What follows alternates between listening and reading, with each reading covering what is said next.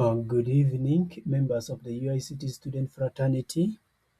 I'm Mr. Odinya Solomon, Minister of Education, and I'll guide you through the process of allocating your account balance on the student portal.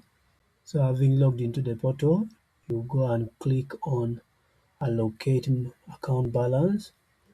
Then when you click it on, it will take you to where you can allocate. So you have to click on the edit. When you click on the edit mode, you put in the amount there that you want to allocate.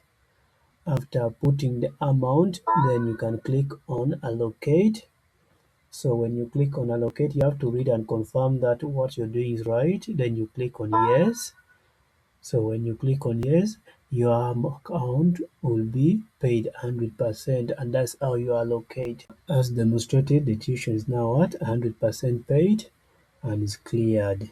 So this is still Mr. Solomon Odinya, Minister of Education, UICT. Wishing you all the best in your examinations tomorrow. Have a pleasant